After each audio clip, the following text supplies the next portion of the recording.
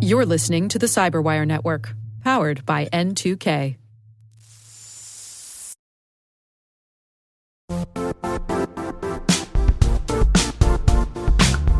Cyber threats strike in minutes. Your analysis can't take weeks. That's where Velox Reverser from Booz Allen comes in.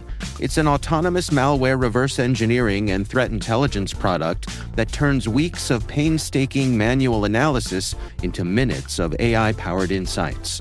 With Velox Reverser, security teams can perform deep analysis to learn how malware works and how to stop it. It's an advanced product that works at machine speed. If you need to outpace evolving adversaries and strengthen your defense at scale, request a demo or start your 30-day free trial of Velox Reverser today at boozallen.com/reverser.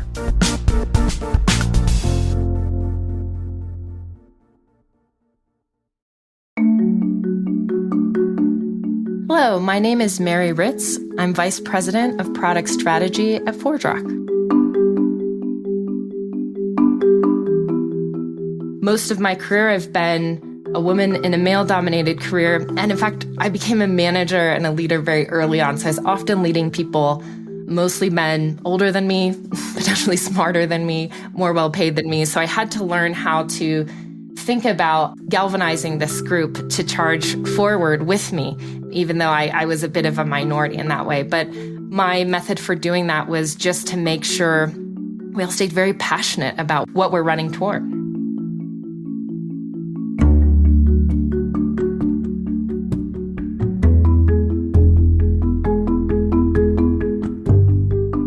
I had a hunch that I wanted to be an accountant because I had a pragmatic mindset and some good business acumen. Turns out, in college, I took some accounting classes and realized I definitely did not want to be an accountant. I took other classes that excited me so much more. I started taking math classes like calculus, linear algebra, and I also started taking computer classes, particularly networking, and it just really sparked my intellectual curiosity. So I just kept running in that direction and pivoted to eventually cybersecurity.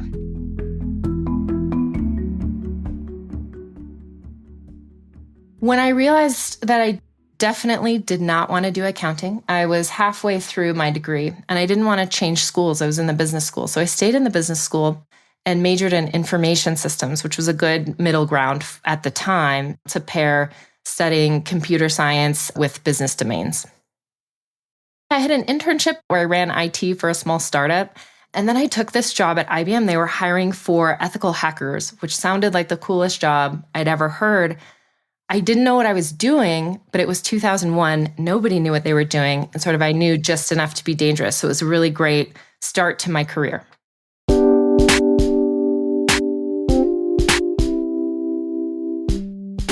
I stayed a security practitioner in pen testing, some forensics, some security architecture, and then I started pivoting to building services and products around threat detection.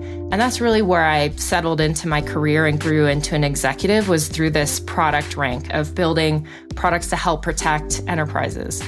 You know, product's an interesting space. You spend like a third of your time learning, understanding the market, the competition, technology.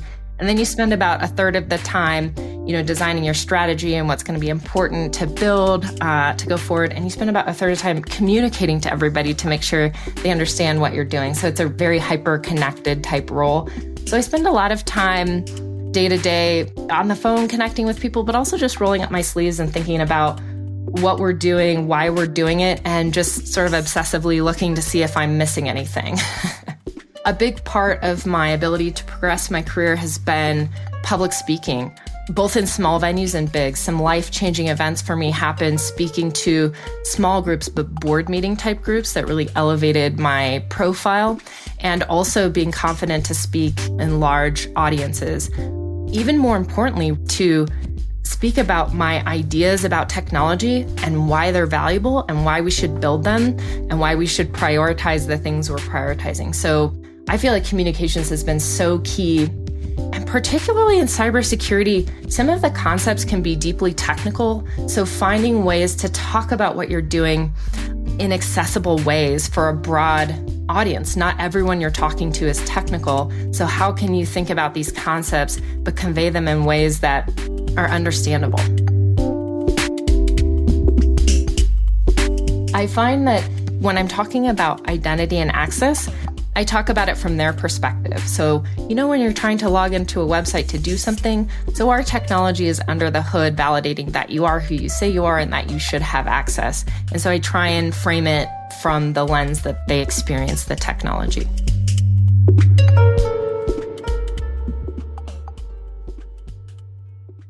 I tend to lead very high-performing teams, and I have much of my career, so I've honed my skills for that particular type of high-performing employee, which is to set a really strong vision and get buy-in, so have the team help set the vision and strategy, because then they feel ownership and they'll run and take it across the line for me.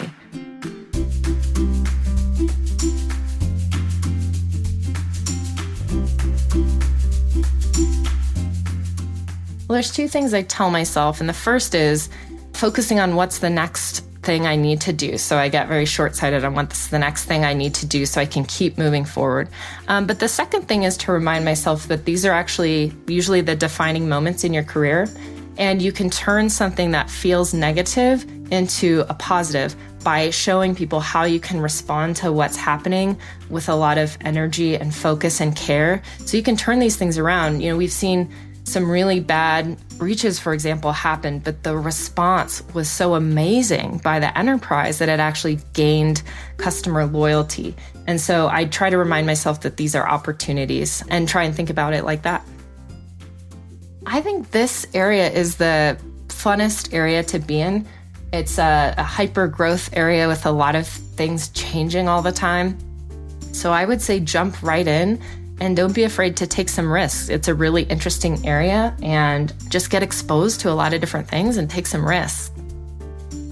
While I really love the technology accomplishments I've had, the things that mean the most to me are when employees or peers will tell me that working with me or for me changed their life for the positive. And that is what I would hope my legacy would be, that the people around me would feel that they've been able to achieve career milestones or have a really stable, interesting job thanks to my help.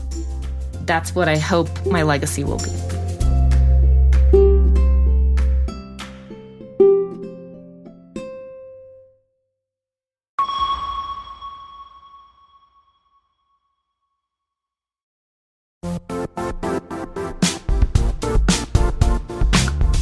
If you only attend one cybersecurity conference this year, make it RSAC 2026.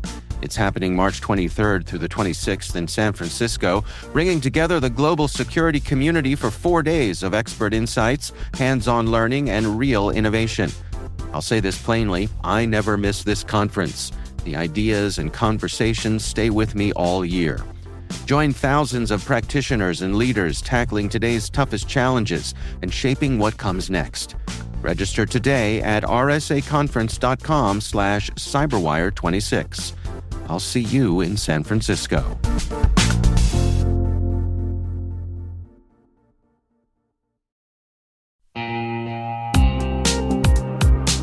Ever wished you could rebuild your network from scratch to make it more secure, scalable, and simple?